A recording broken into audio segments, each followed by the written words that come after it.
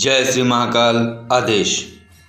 अभी मैं देख रहा हूँ आप सबके कमेंट पढ़े, इसमें एक बात समझ आई, तीक्ष्णता में साधकों को विशेष रुचि आती है। तमाम वामपंथी साधनाओं में, खासकर बीज साधना में विशेष रुचि लग रही है। लेकिन साधना कोई भी हो, सबके अपने अपने चरण होते हैं। चरण का अर्थ पैरों से नहीं है, चरण का अर्थ है स्टेप से।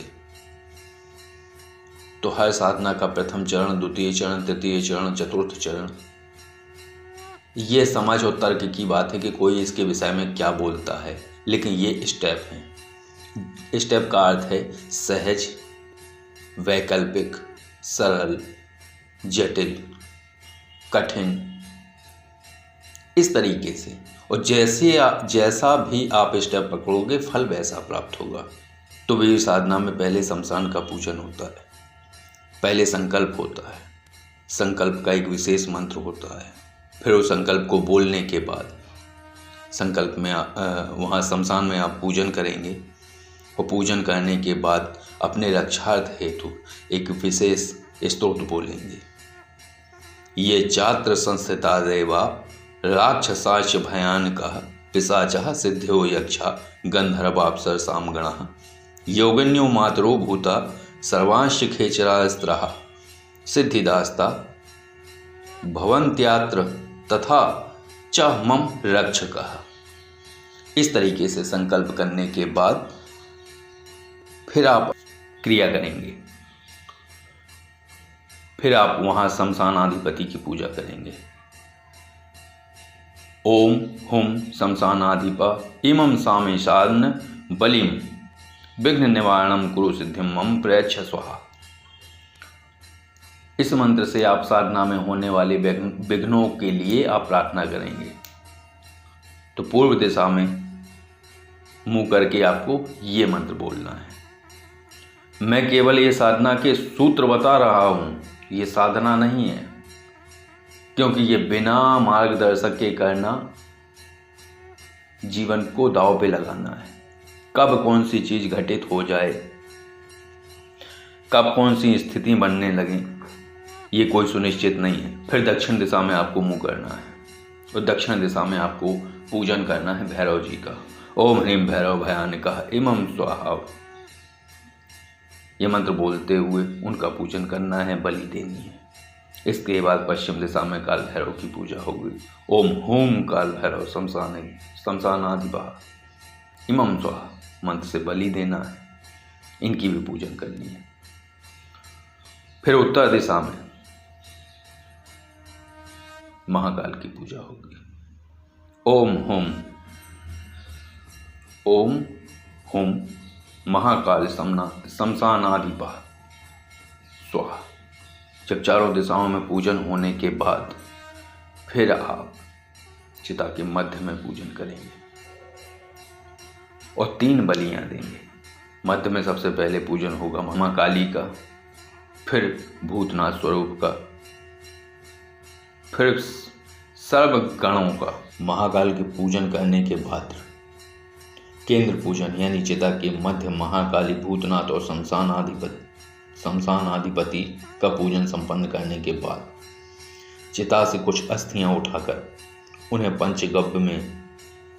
पंचगव्य से और जल से स्नान कराने के बाद उनके ऊपर पीला वस्त्र बिछाकर बरगद के पत्ते में या भोजपत्र में अपना कार्य या कार्य सिद्धि, जैसे आप बेताल साधना करने आए हैं तो उसमें अपनी प्रार्थना लिखेंगे, और प्रार्थना लिखने के बाद उसके ऊपर बाघ की खाल डालकर उसको आसन रूप में डालकर उस आसन पर बैठकर फिर 10 दिशाओं में मांस फेंकते हुए मंत्र बोलते हुए रक्षा कवच लगाएंगे, जिससे साधक की रक्षा होगी।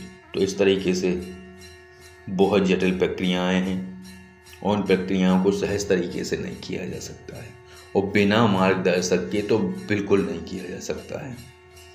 कई मंत्र ऐसे हैं कि जब 10 दिशाओं में पूजन करेंगे और अपने रक्षा हेतु आप प्रार्थना करेंगे, तो उसमें अब ऐसे तो आप फेंकेंगे नहीं उन मांस के टुकड़ों को, हर फेंकने में मंत्र बोले जाते हैं, जैसे ओम होम होम ह्रीम ह्रीम काल के घोर दंष्ट प्रचंडे चंड नायिके दानवान दारय हन हन सौ शरीर महाविघ्नम छेदय छेदय स्वाहा ओम भट्ट। इस तरीके के बहुत मंत्र हैं, सभी दिशाओं के अपने अपने मंत्र हैं और वो रक्षार्थ हेतु किए जाते हैं। तो कभी भी इतनी प्रचंड और तीक्ष्ण साधना करने के पहले एक मार्गदर्शक या गुरु का साथ होना बहुत आवश्यक है, नहीं तो जीवन बचना बहुत मुश्किल है। और ये साधनाएं अकेले जाके तो की ही नहीं जाती हैं, एक व्यक्ति को साथ ले जाना होता है और साथ वो व्यक्ति जाता है जो स्वयं साधक हो, जिसके पास जाप की ऊर्जा हो।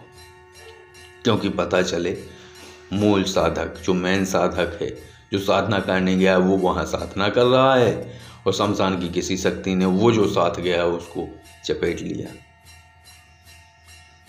तो इन सारी चीज़ों को देखना होता है। हर जगह तीक्ष्णता महत्वपूर्ण नहीं होती है, महत्वपूर्ण होती है आपकी पात्रता। हर कोई चाहता है कि वो 1 कुंतल 2 कुंतल के डंबल उठा ले।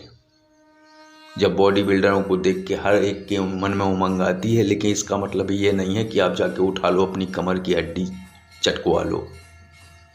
तो जितनी क्षमता है उस अनुरूप, और अगर आप धीरे धीरे प्रैक्टिस करेंगे, प्रैक्टिस का अर्थ है शुरुआत से शुरू करें, तो उतनी पात्रता बिल्कुल आ जाती है। कोई व्यक्ति जब शुरू करेगा तो वो 2 किलो से शुरू करेगा, 2 किलो के बाद 4 किलो उठाएगा, 4 किलो के बाद 20 किलो उठाएगा, 20 किलो के बाद 50 किलो उठाएगा। ऐसे धीरे धीरे अभ्यास करने से आप उन स्थितियों तक पहुंच सकते हैं।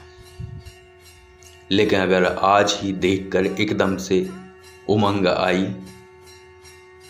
तो फिर ये विचारणीय विषय है ही नहीं।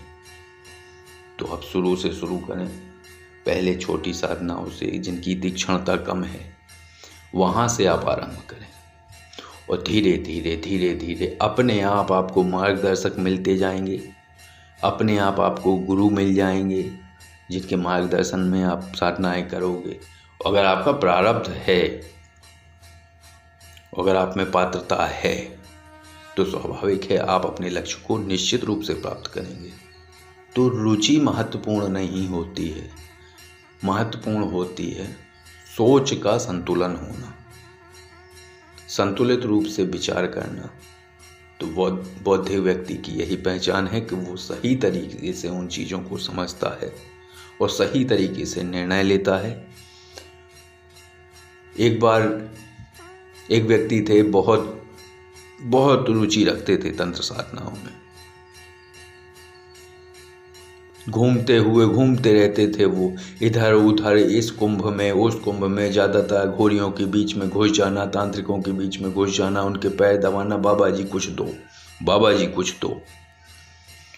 एक बाबा जी कर रहे थे एक प्रचंड साधना जिसके लिए 100 की आवश्यकता होती थी, और ऐसा 100 होना चाहिए जो किसी भी दुर्घटना में जिसकी मृत्यु ना हुई हो,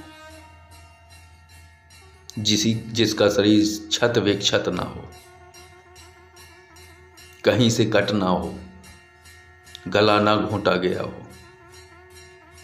अजीब शर्तें थीं उस साधना की। उनके पास ऐसी चीज थी जिसमें रक्त बहता नहीं था, नसों में जम जाता था जहां बह रहा हो, अगर उसे वो खिला दी तो। बाबा जी को 100 की आवश्यकता थी, ये लालायित रहते थे। बाबा जी ने इन्हीं का उपयोग कर लिया, इनको खिला दिया, कुछ मर गए इन्हीं के 100 पर बैठकर उन्होंने। तो कोई आदमी सही नहीं है, कहने का मतलब ये है कि जिसको आप खोज रहे हो शायद वही गलत हो, वो अपनी पूर्ति कर रहा हो। तो पहले समझो, रुको, देखो, क्योंकि शमशान जितना आकर्षण देता है कि तंत्र साधना, शक्तियों की साधना, शक्तियों का सानिध्य, प्रचंड साधना, तीक्ष्ण साधना, विचित्र साधना, अद्भुत साधना, ये सारी चीज़ें आपके लिए हैं, लेकिन पहले आप अपने अंदर की पात्रता तो जागृत करिए। ऐसा ना हो कि वही डंबल वाली कहानी आ जाए कि 2 क्विंटल का डंबल रख दिया जाए और फिर वो चपट जाए आदमी बीच में। तो पहले अपनी क्षमताएं विकसित करिए, उसके लायक पात्र बनिए। अगर आंतरिक मन बोल रहा है तो करिए। अगर उसमें कहीं दिक्कत आ रही है या नहीं बोल रहा है, आपकी चेतना आपका स्वयं मार्गदर्शन करती है। जब आप आगे बढ़ेंगे तो पैर आंतरिक रूप से कांपेंगे। जब आप में पात्रता नहीं होगी तो आप समझ जाइए कि अभी आप उसके लायक नहीं हो, तब आप जाओ। जब आपके पैर ना कांपे, जब अंदर से कोई धक्का दे, हाँ हाँ बढ़ो आगे, तो बस यही है सारी चर्चाएं। आपको समझना होगा कि आपको क्या करना है, किस तरीके से साधनाएं करनी है। साधना वही है और जप वही है जो आपका जीवन बदल दे। जय श्री महाकाल। आदेश।